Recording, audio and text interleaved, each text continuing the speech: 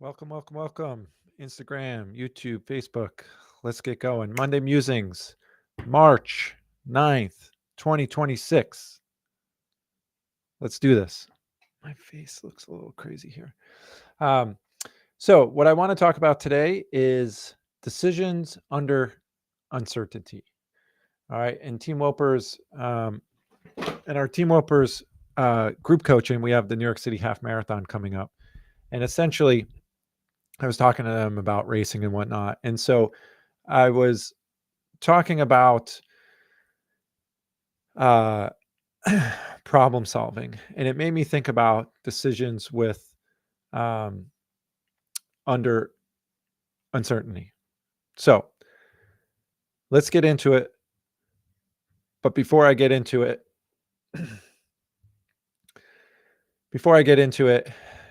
it's my Monday Musings. My name's Justin Harris. I am an endurance coach. I've coached speed and power athletes, strength and conditioning. I've coached from beginners to Olympic medalists, mostly in endurance sports, a little bit of sprints. I currently work with athletes who are 17 years old all the way up to 71. So pretty crazy um, opportunities here for connecting a lot of the dots. So if you're not following me on Instagram, follow me, YouTube, follow me. And if you are curious about what's going on here or interested in what's going on, make sure you click the link in the bio. I have a newsletter that I get into the art of training and get going with that stuff. So anyway, Monday Musings. It's all about decisions under uncertainty. What do I mean by that? I'm kind of talking to the coaches out there and the athletes. All right. So not just the athletes this time. So for the athletes, problem solving, and what does it mean when we have decisions with uncertainty? So basically, we don't know what the outcome is going to be. We're unsure of the landscape or the terrain, and we have to make a decision. It's like one of the hardest things in the world. And I remember my aunt talking to me about this around money a long time ago, and I'll get to it at the end. But for athletes, the problem really lies is like we're unsure, we're scared, maybe we're ignorant, maybe we're naive. We know this, we're a beginner. So the first half marathon, our first race, different stuff like this, first marathon, right? Like we're unsure when to push, when to, train hard, when to back off, and so it's this place that it can become really heavy on your shoulders of like not to screw it up, right?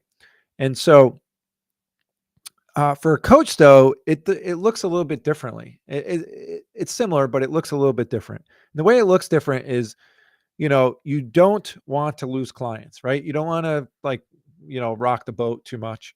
And it also looks like, when we struggle to connect dots, all right? We've all been there as coaches where we're unsure if we're going to push a client over the edge or if we're just not able to make the connections of what's happening into a coherent thing where we know how to move forward. All right.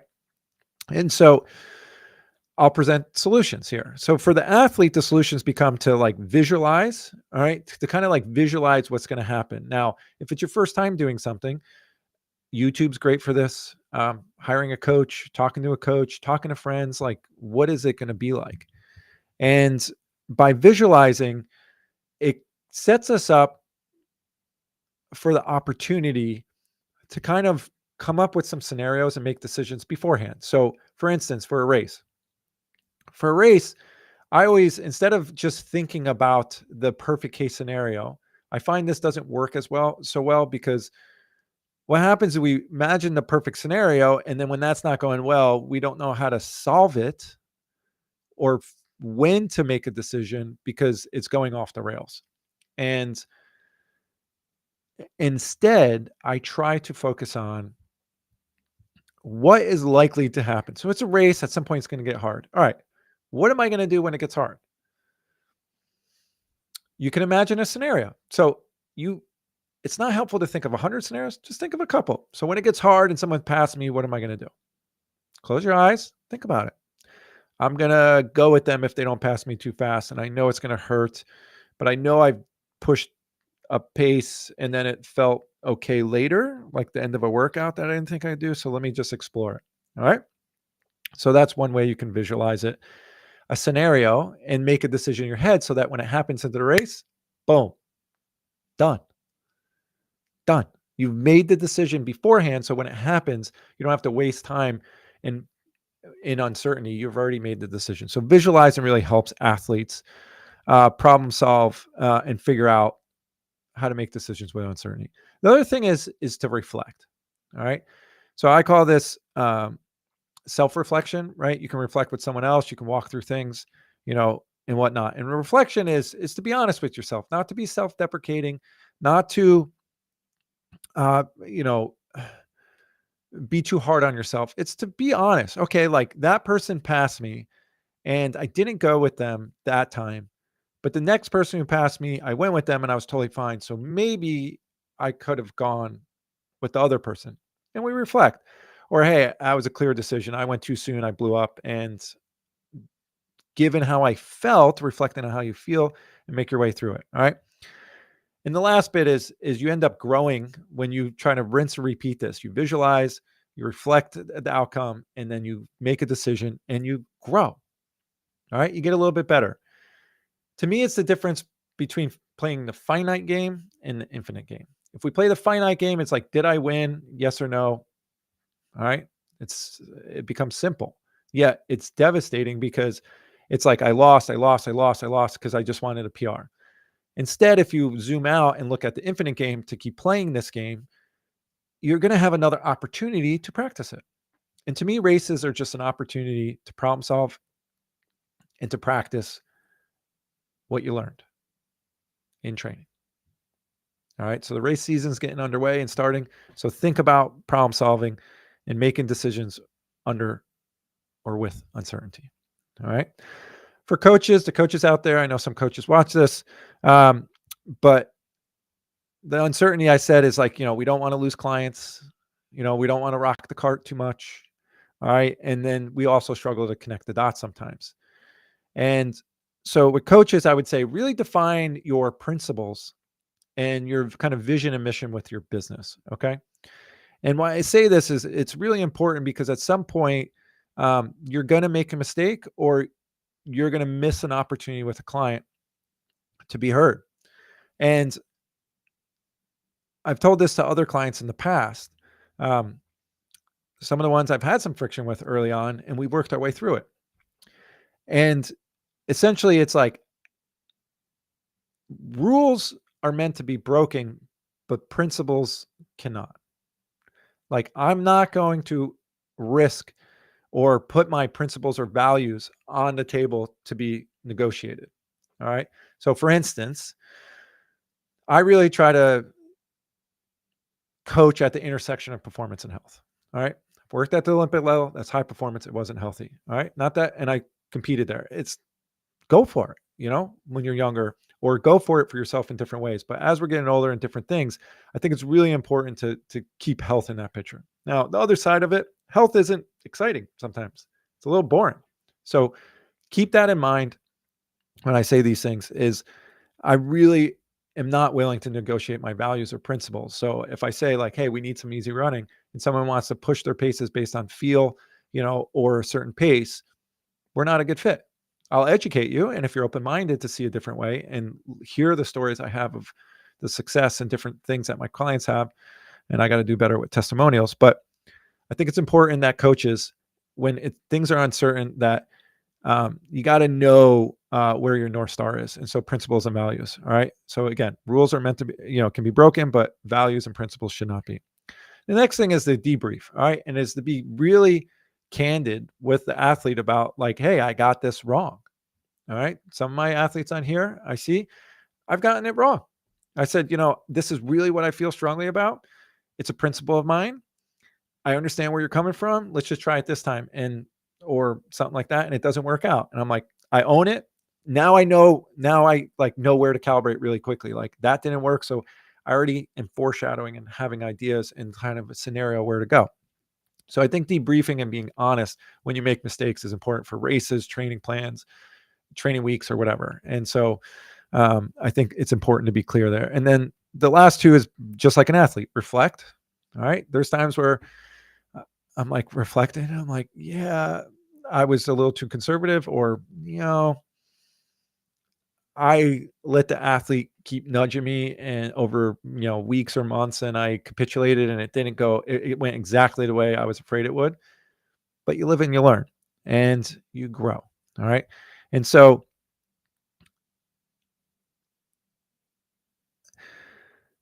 what my aunt told me, I asked her about money and stuff, and she was successful, and I love her to death. And I remember her telling me, I was just out of college. I was living in Hawaii. It was tough financially, for various reasons. And I remember asking her, sending her an email about money. And she's like, Justin, the only thing you could do, she was a CFO, like for a major restaurant group. One of the restaurants is in the Basketball Hall of Fame in Springfield, Massachusetts. Um, and long story short, she's like, Justin, basically, the only thing that you can do is take in all the information you possibly can.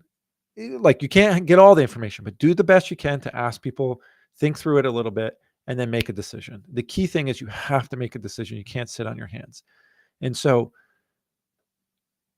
I was like, well, what happens if that's wrong? And she's like, it's going to be wrong at times. And you just repeat the process. You take in the information you have now, and then you make the best decision you can given that information and the lessons you learn. And I think about this all the time in my coaching. I think about it in my life, in my investing, finances, whatever it is. It's just like taking the information that you can at the time. Don't spend 3 weeks on something that should take 3 days. All right, and make a decision. And I struggle with this at times, um, certainly personally. And I hem and haw, and I'm like, oh, and I make it bigger than it is. And it's just about making a decision and being decisive. And I'll end on this, like coaches, I wrote this down, so I'm going to read it out loud. But like coaches lack the courage to upset a client by saying no, or they don't understand nor explain what could go wrong. And I talked about this before of like struggling to connect the dots. Like if you can't connect the dots as a coach, this is what other coaches and peers are about. This is what continuing education looks like. And this is what like reflecting and journaling looks like. Because there's like that, if you imagine data points all around here, right? They're just dots. And then, experience starts telling you, well, this dot is connected to this one and this one. And then these ones are connected in this way. And then this one just stands alone. And you start realizing that there's some connections. That's where insight and wisdom starts coming. And it takes a long time. So when I see people like sending me videos of like coaches in their 20s, or it's not really age dependent, but younger coaches, and they're just trying to get like views and clicks. And it's just like I spend more time discussing the dumb shit that people are sending me. And if you're sending me stuff, it's not all dumb, right? I'll tell you if it's dumb. I'm honest. There's some good information, but it's just like we've been here before. So at the end of the day, I think if you're having a tough time making decisions when there's uncertainty, my recipe for this is to understand what your values and principles are and what your main goal is as an athlete and as a coach, and to reflect or debrief about it. And then if you're able to do that, you'll grow. And if you can grow just a little bit on each mistake or each thing that went better than planned, you're going to be fine and dandy over time. So decisions with uncertainty. I'm curious if any of us have any decisions or moments in their training when things were uncertain. And yeah, we have any races coming up? Yeah, I'm curious to what everyone's up to. Today in the Northeast, it was 70 degrees in New York.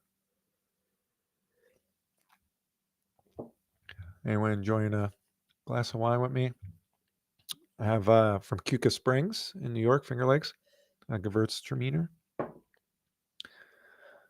Just popped it open. I've been saving it for a little bit. So how you guys doing? And if you're on YouTube or Facebook, you guys can comment.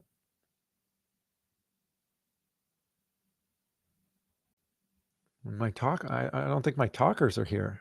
Everyone's shy. Don't be shy. And tell me if you can't hear me. Maybe that's it. What's up, Roberto? What's up, Karina, Joanne,